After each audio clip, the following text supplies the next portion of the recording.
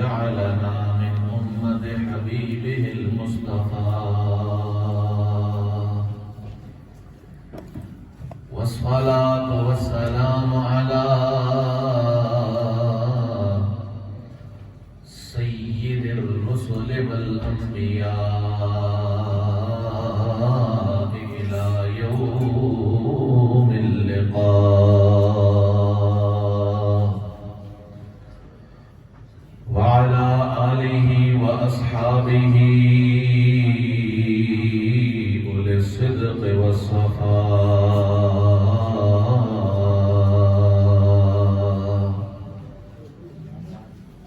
أما بعد فأعوذ بالله السميع العليم من الشيطان الرجيم. بسم الله الرحمن الرحيم.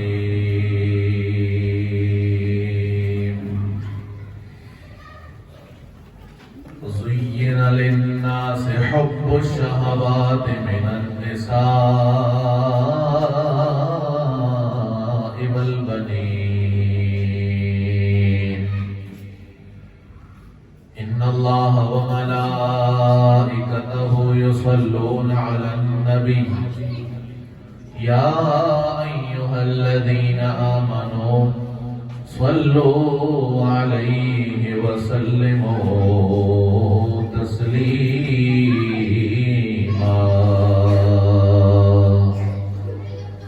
اللهم صل على سيدنا ومولانا محمد وعلى آل سيدنا وأصحاب سيدنا ومولانا محمد وبارك وسلم وصل عليه. الصلاة والسلام عليك يا سيدي يا رسول الله وعلى آلك واصحابك يا سيدي يا حبيب الله. الصلاة والسلام عليك يا سيدي يا رحمة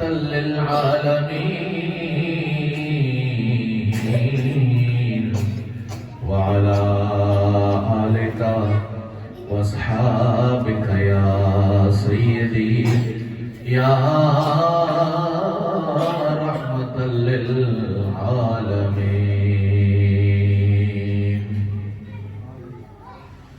بن کے خیر الورا آ گئے مصطفیٰ. بن کے خیر الورا آ گئے مصطفیٰ.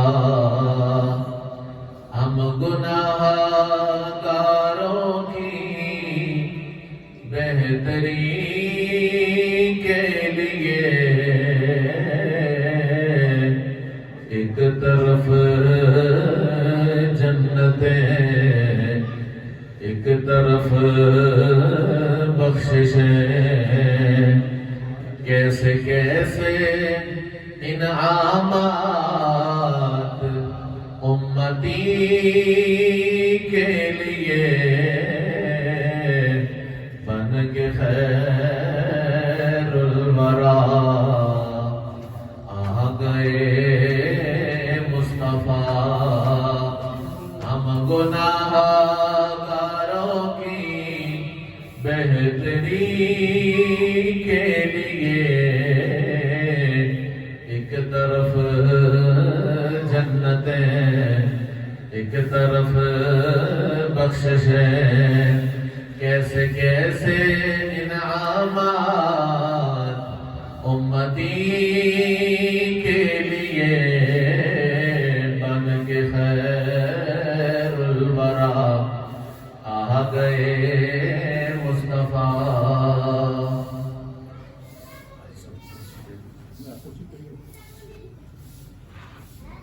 حمد و ثنا کے بعد معزز و محتشم سامعین السلام علیکم ورحمۃ اللہ وبرکاتہ. اللہ تعالیٰ کا احسان ہے، فضل ہے، اس کا خصوصی حضور علیہ السلام کے وسیلے سے اس امت پر خاص رحمت ہے۔ وہ ساری چیزیں جو اس سے پہلے کسی امت کو میسر نہیں تھی، وہ اللہ تبارک و تعالیٰ نے مجھے اور آپ کو، میرے اور آپ کے آقا صلی اللہ علیہ وسلم کے وسیلے سے عطا فرمائی۔ ان نعمتوں میں سے ایک عظیم نعمت رمضان المبارک کا مہینہ ہے، جس کی ہمارے پاس چند گھڑیاں رہ گئی ہیں۔ اس ماہ مکرم میں ہر بندے نے اپنی شاہ صاحب آگے آ جائیں،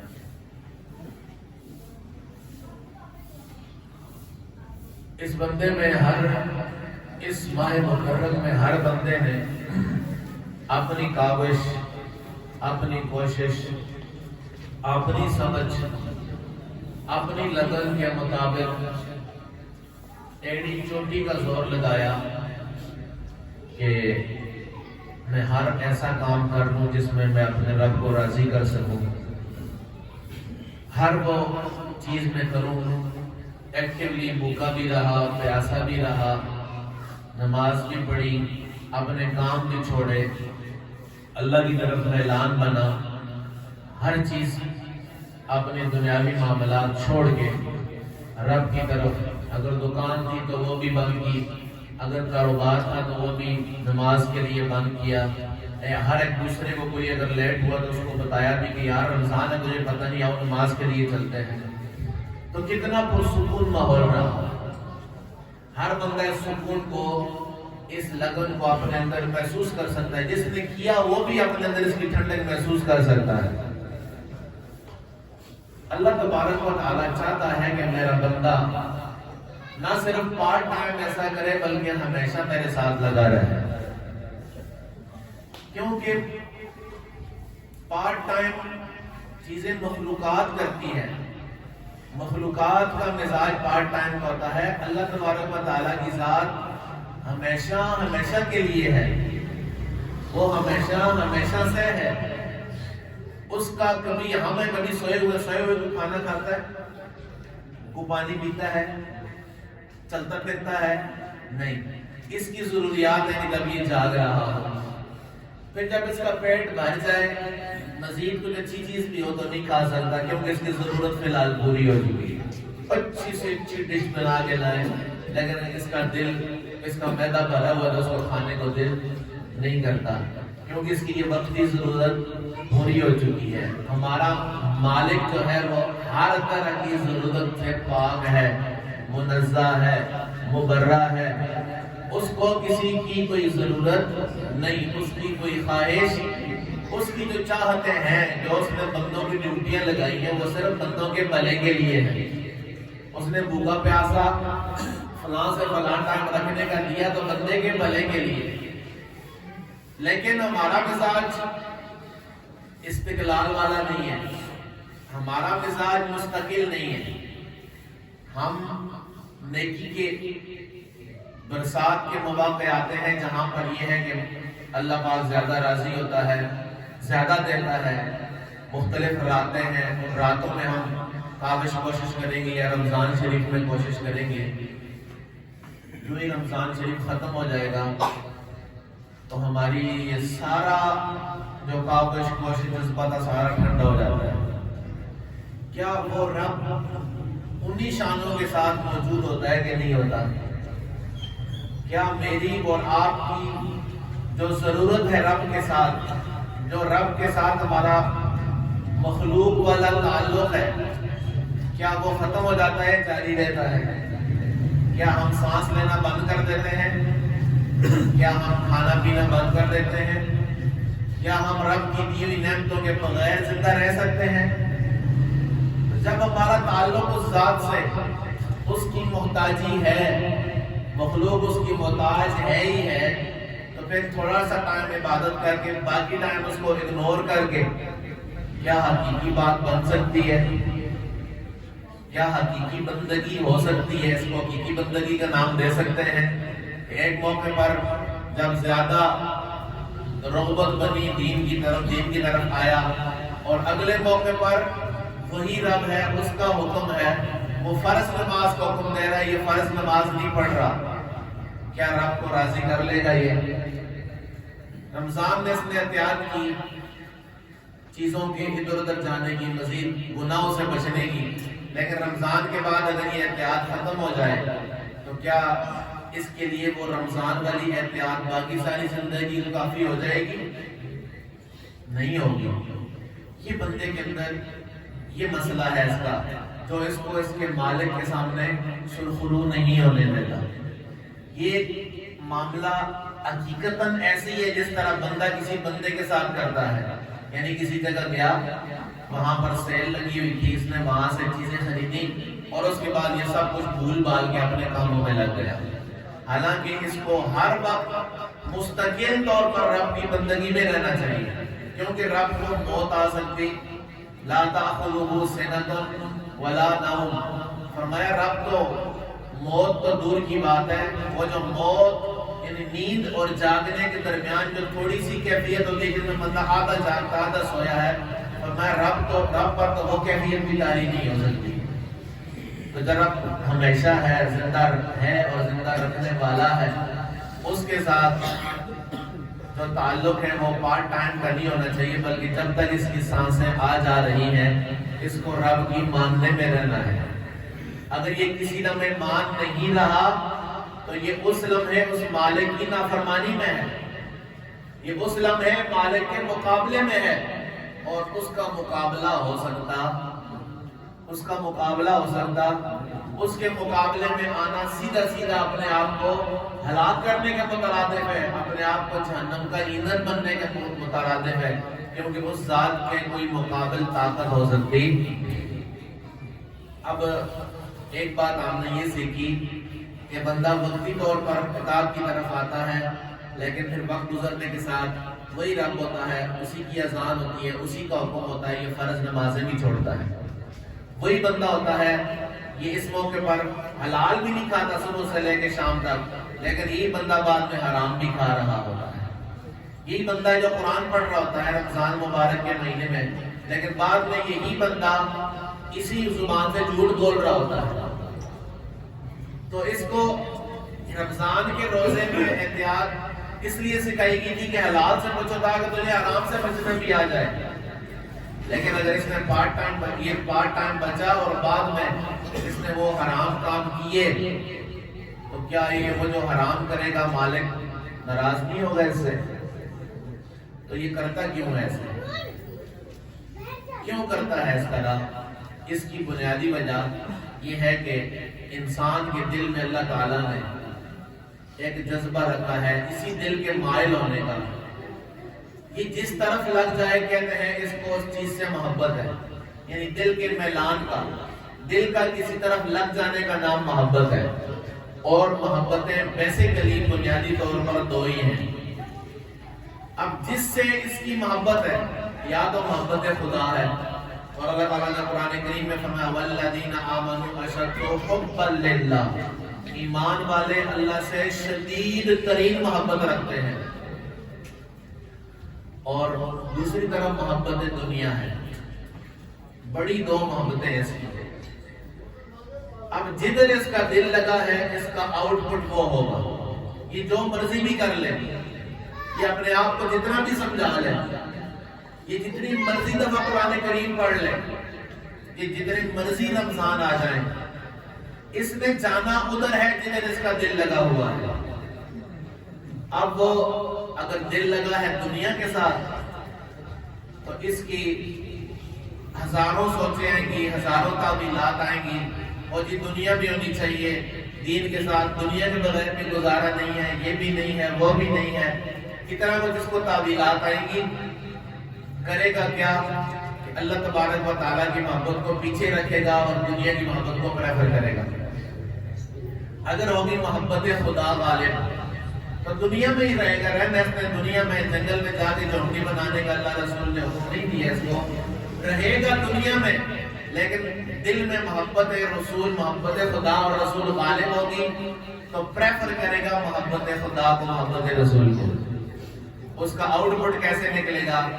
دکان پہ بیٹھا ہے، کسٹمر آ رہے ہیں، بہت اچھی سیل ہو رہی ہے اور ٹائم بھی کسٹمرز کا ہے، لیکن بیچ میں آواز آ گئی ہے اللہ اکبر اللہ اکبر اللہ اکبر اللہ اکبر۔ اب دونوں چیزیں سامنے ہیں، جدھر محبت ہوگی ادھر دوڑ پڑے گا۔ اللہ رسول کی محبت ہے تو ٹھیک ہے جی، بعد میں آپ کی اذان ہو رہی ہے، نماز پڑھ کے آؤں گا، کیونکہ واللہ خیر الرازق، رزق تو پھر بھی اسی میں رہنا۔ اگر یہ جیب میں بھر کے بھی چلے جائیں، اللہ نے اگر اس کے نصیب میں نہیں لکھا تو ضائع ہو جائے گا۔ کوئی ایسا راستہ کھلے گا کہ اس کی جتنا آیا اس سے زیادہ لگ جائے گا، لیکن یہ چیز اس کو سمجھ نہیں آتی کہ میرے ساتھ ہوتا کیا ہے۔ وہ جو غلبہ اس کے اوپر ہے، دل میں جدھر لگن ہے، جدھر اس کا دل لگا ہے، اس نے اس کو ترجیح دینی ہے۔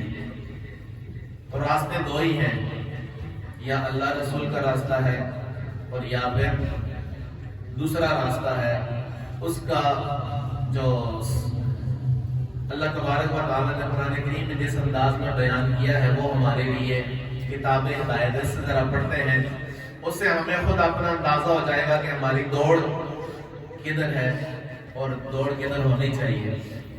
سورہ آل عمران آیت نمبر 14، کون سی سورت ہے؟ سورہ آل عمران اور آیت نمبر 14۔ اللہ تبارک و تعالیٰ نے دونوں چیزوں کو بیان کیا۔ اللہ تعالیٰ ارشاد فرماتا ہے زُيِّنَ لِلنَّاسِ حُبُّ الشَّهَوَاتِ،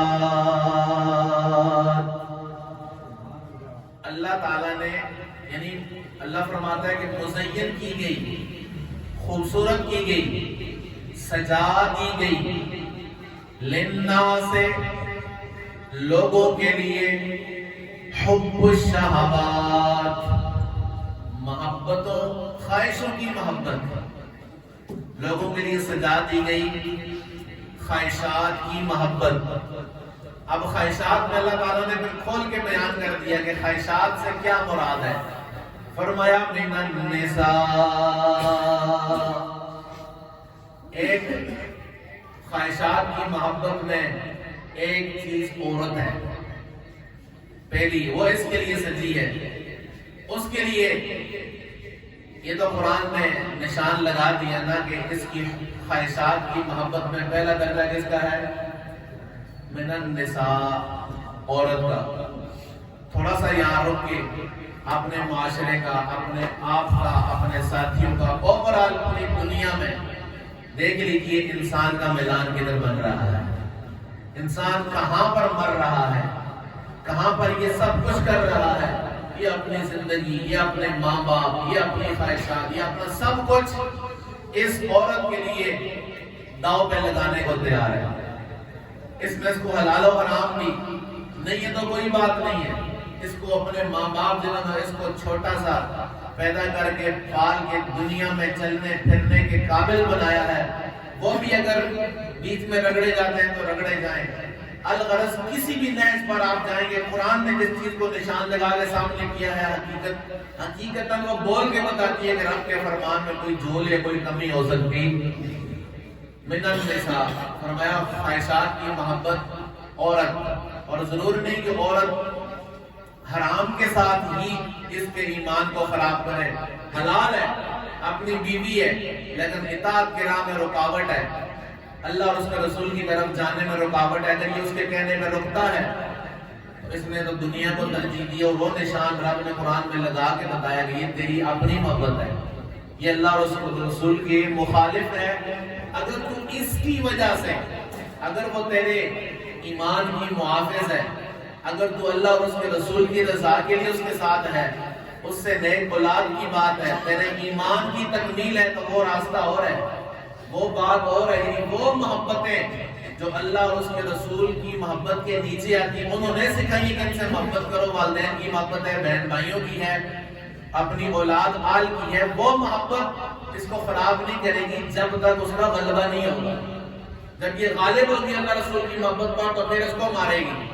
اور پہلی چیز فرمایا لوگوں کے لیے سجا دی گئی خواہشات کی محبت من النساء، عورتوں سے، والبنین فرمایا بیٹے، اس کو ناز ہوتا ہے، میرے اتنے پتر ہیں، میرے اتنے بچے ہیں، اس کے مقابلے میں کسی کے نہیں ہے تو پھر اور تو کون ہے یار، اس طرح ہے اس طرح ہے، اس کو ناز ہے۔ تیسرا فرمایا وَالْقَنَاطِيرِ الْمُقَنطَرَةِ مِنَ الذَّهَبِ وَالْفِضَّةِ وَالْخَيْلِ الْمُسَوَّمَةِ وَالْأَنْعَامِ وَالْحَرْثِ۔ فرمایا تیسری چیز خزانے کے ڈھیر ہے، تے بتے لگے ہوئے خزانے ہیں، سونا چاندی اور منتخب شدہ سواریاں، والخیل المسومہ نشان زدہ گھوڑے۔ اس زمانے میں چونکہ گھوڑے تھے اور اگلے جب بھی ترقی ہوتی رہے گی تو سواری کی اعلیٰ ترین قسم کی جو چیزیں سواریاں ہیں وہ، والانعام اور مال مویشی، والحرث اور کھیتیاں زمینیں۔ تو اللہ تعالیٰ نے یہ لسٹ یہاں پر بند کر دی، فرمایا خواہشوں کی محبت سجائی گئی ہے، اس کے لیے سجاوٹ ہے، چمک ہے، عورتیں، بیٹے، سونے چاندی اور اعلیٰ قسم کی سواریاں، کھیتیاں اور چوپائے۔ یہ 5 اللہ تعالیٰ نے گنوائے۔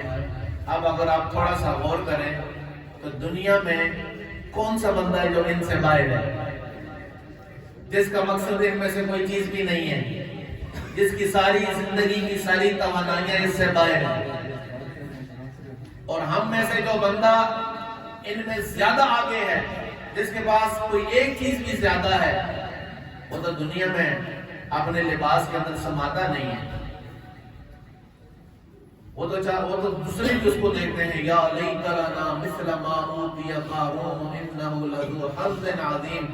انسان تو ایسا کم عقل ہے کہ اللہ کہتا ہے قرآن کریم میں اس سورہ قصص ہے کہ قارون چونکہ بڑا زیادہ خزانوں کا مالک تھا، تو جب وہ اپنی شان و شوکت کے ساتھ نکلا چلنے، آگے ادھر ادھر لوگوں کی نظر پڑی تو لباس، تو خزانے، تو نوکر چاکر، تو جو دنیا دار تو نکلا، یا لیت لنا مثل ما اوتی قارون، یار کاش ساڈے کول بھی اس طرح ہوتا جو قارون بول ہے، انہو لذو حظ عظیم، انہوں تے رب نے بہتا دیتا یار، اس کے پاس تو بہت کچھ ہے، تو وہ اس کو دیکھتی رہ گئے۔ اللہ کہتا ہے قال الذین، وہ لوگ جن کو اللہ تعالیٰ نے حقیقی علم دیا تھا، انہوں نے کہا ویلکم ثواب اللہ خیر لمن آمن وعمل صالحا، وہ برباد ہو جاؤ تم دنیا کی دولت دیکھ کر اس سے متاثر ہو رہے ہو، اصل دولت جس نے ایمان لایا اور نیک عمل کیے وہ دولت ہے۔ وَلَا يُلَقَّاهَا إِلَّا الصَّابِرُونَ، فرمایا یہ جتنی بھی خزانے، دولتیں، پاوریں، سیکورٹیاں، ٹور ٹار ہے، ان میں سے کوئی بھی جنت جانے کا ذریعہ نہیں ہے، جنت جانے کا ذریعہ ایمان اور نیک اعمال ہے۔ اچھا یہ 5 چیزیں اللہ تعالیٰ نے گنوائی، کون کون سی 5 ہیں آپ نے بتانی ہے؟ عورت، بیٹے، سونے، والقناطیر المقنطرہ، اللہ فرمایا تے بتے ڈھیر، سونا چاندی، اچھی سواریاں، کھیتیاں اور چوپائے، یہ 5 گنوائی اللہ تعالیٰ نے۔ آگے اللہ نے ان کے اوپر لیبل کیا لگایا، اچھا فرمایا یہ تمہارے لیے سجا دیا گیا ہے، اور ان کی ویلیو کیا ہے؟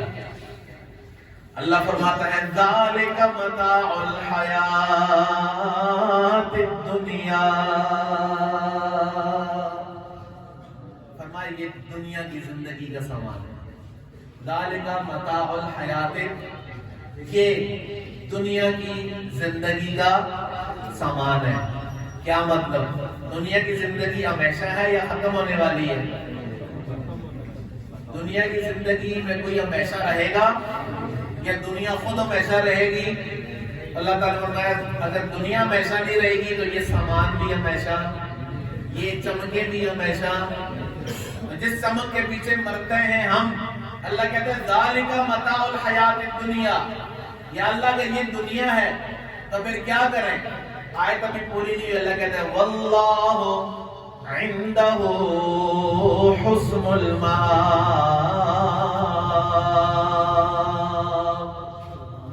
اللہ کہتا ہے اللہ کے پاس اچھا ٹھکانہ ہے، اللہ کے پاس اچھا۔ پھر اللہ نے اس اچھے ٹھکانے کو تھوڑا سا ایکسپلین بھی کیا، تھوڑا سا تو نہیں بہت زیادہ، فرمایا قل اؤنبئکم بخیر من ذالکم، اے بندو کیا میں تجھے اس سے بہتر کی خبر نہ دوں؟ قل، محبوب آپ فرما دیں، اُنَبِّئُکُم، کیا میں تو خبر دوں تمہیں بِخَیْرٍ مِّن ذَالِکُم، اس سے بہتر کی؟ یا اللہ وہ کیا ہے؟ فرمایا لِلَّذِينَ اتَّقَوْا، ان لوگوں کے لیے کہ جو اپنے رب کی مانتے ہیں۔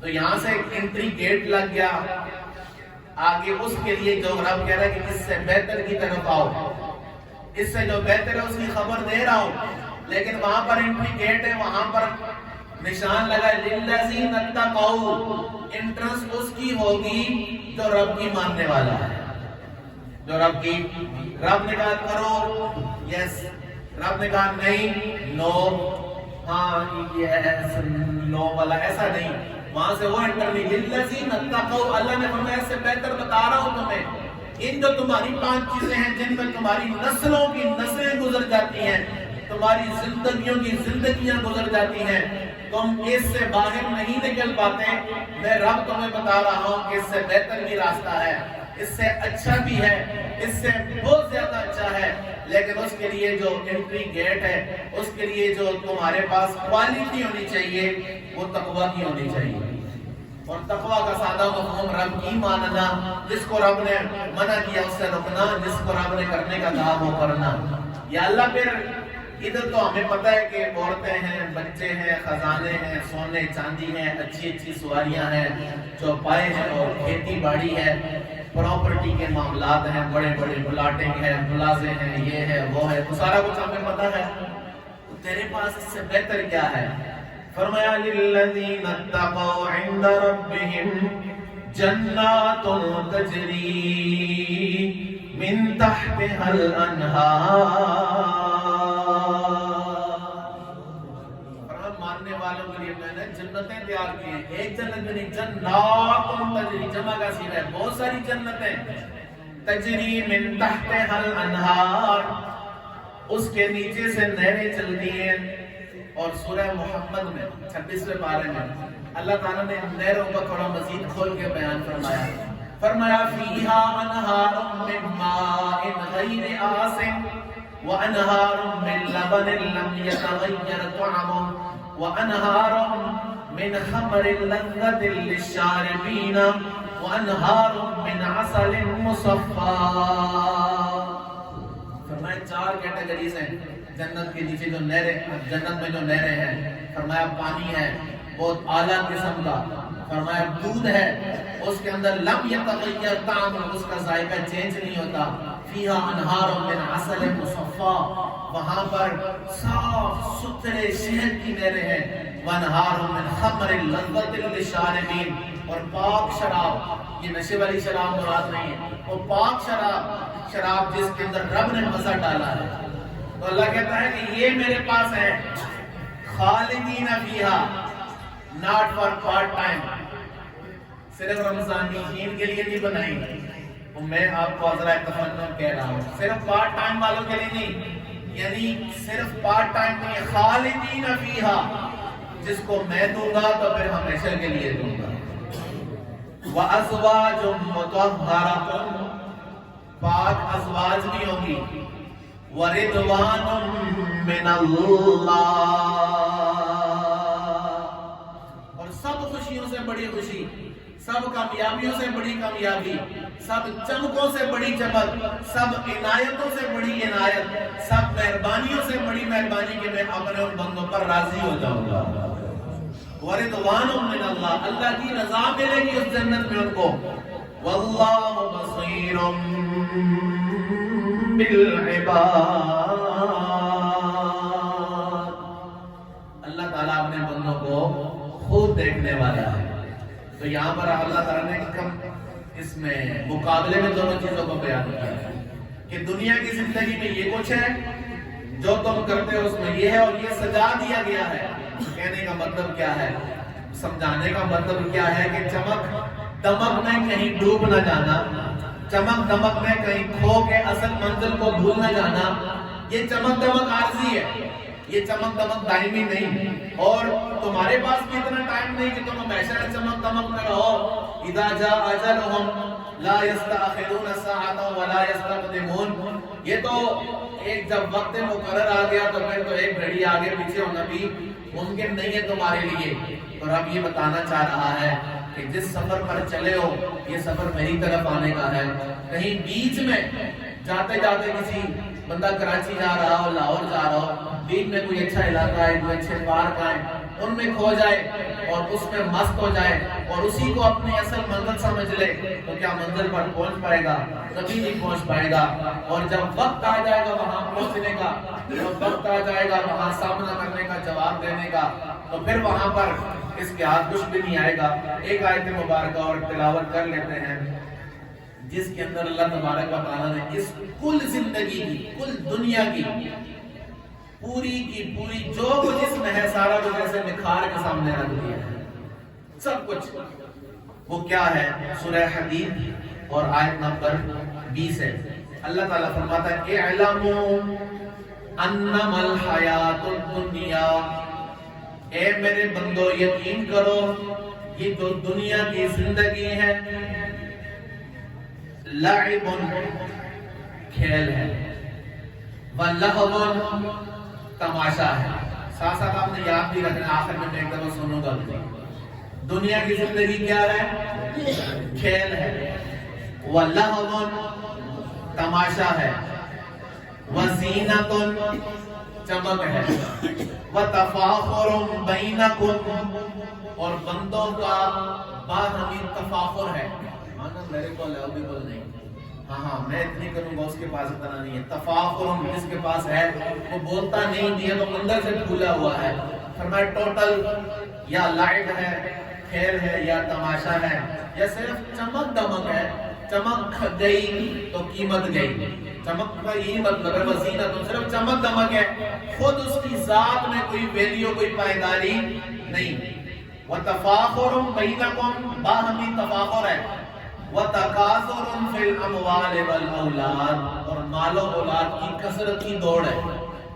بس یہ اللہ تعالیٰ نے دنیا کی زندگی کو 5 حصوں میں فرمایا. یا تو یہ کھیل ہے، یہ کود ہے، تماشا ہے، زینت ہے، باہمی تفاخر ہے، یا پھر ایک دوسرے سے آگے بڑھنے کی یہ مال و اولاد کی کثرت ہے.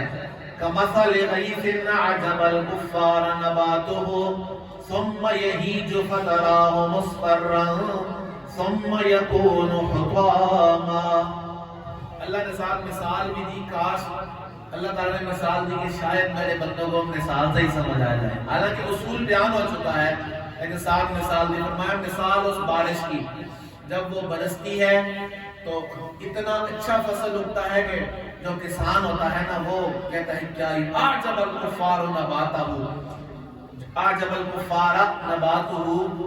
کفار کو، جو کافر ہے، جو رب کو نہیں مانتا، وہ بڑا خوش ہوتا ہے. یار میری فصلوں کی کیا ہی بات ہے، کیا ہی اس کی زینت، اس کی چمک، اس کا اٹھنا اور اس کی فصل کی لہلہانا اس کو اتنا امپریس کرتا ہے. ثم یہی جو پھر تو کرتے کرتے وہ پیلی ہو جاتی ہے. فتراہ مصفرا بالکل جو ہے وہ اس کی چمک دمک یا اس کا سارا سبزہ ختم ہو جاتا ہے. ثم یکون حطاما پھر ریزہ ریزہ چورا چورا ہو جاتی ہے.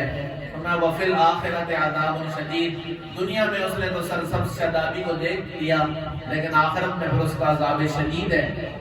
یا پھر ومغفرۃ من اللہ ورضوان جو چمک سے بچ کے نکل گیا، جو اپنے آپ کو اس میں ڈبو کر رب کے مخالف نہیں چلا، اس کو اللہ تعالیٰ کی مغفرت اور اس کی رضا ملے گی.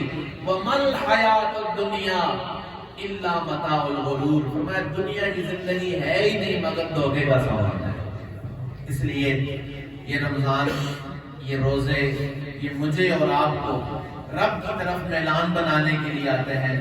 یہ وقتی طور پر نمازیں پڑھ کر بعد میں رب کو بھول جانے کے لیے نہیں آتے. یہ اس لیے آتے ہیں کہ بندہ رب کا بنا رہے. اگر تو وہ رب کے بغیر کسی اور کا رزق کھاتا ہے، اگر کسی اور کی وہاں میں سانس لیتا ہے، کسی اور کی زمین پہ اگر پاسبلٹی ہے تو وہ تو اللہ کہتا ہے کہ یا معاشر الجن والانس ان استطعتم ان تنفذوا من اقطار السماوات والارض فانفذوا. اے انسانوں اور جنوں اگر تم اللہ کی زمین و آسمان کی حدوں سے نکلنا چاہتے ہو تو نکل جاؤ. لا تنفذون الا بسلطان. رب کہتا ہے دن ختم ہی نہیں ہوگی تم نکل کیسے سکتے ہو. تو پھر جب بندہ بھاگ کے نہیں نکل سکتا تو پھر اس رب کے ساتھ لگ جائے، لیکن وہ لگے کیسے؟ جدھر محبت بنی ہے وہ اگر پوری نہیں ہوتی تو اسی کے لیے باغتے ہیں، اسی کے لیے رونا ہے، کبھی اس لیے نہیں کہ جس رب نے مجھے بنایا ہے میں اس کے لیے اس کا بندہ بن جاؤں۔ اور یہ بندہ تب یہ ہے کہ دل کا میلان رب کی طرف بنے، اور رب کی طرف میلان خود سے نہیں بنتا، کیونکہ رب سامنے کوئی مجسم صورت میں نہیں۔ رب کی طرف میلان بنانے کے لیے رب کے بندوں کے ساتھ میلان بنانا پڑتا ہے۔ صدیق اکبر کا میلان رب سے تب بنا تھا کہ حضور علیہ السلام سے بنا تھا، فاروق اعظم کا تب بنا تھا کہ حضور علیہ السلام سے بنا تھا۔ رب کے وہ پیارے بندے جن کا میلان رب سے بنا ہے، ان سے میلان بن جائے تو پھر اس کی ہر رات ہی لیلۃ القدر ہے، اس کا ہر وقت ہی رمضان ہے، اس کا ہر وقت ہی رب کے ساتھ وہ بندگی والا ہے۔ پھر ایسا بندہ ہے کہ جس کا اٹھنا بیٹھنا سانس لینا بھی رب کو پیارا لگتا ہے۔ اللہ تبارک و تعالیٰ اس ماہ محرم کی جمیع برکات مجھے آپ کو نصیب فرمائے۔ وآخر دعوانا الحمدللہ رب العالمین، سنت ادا۔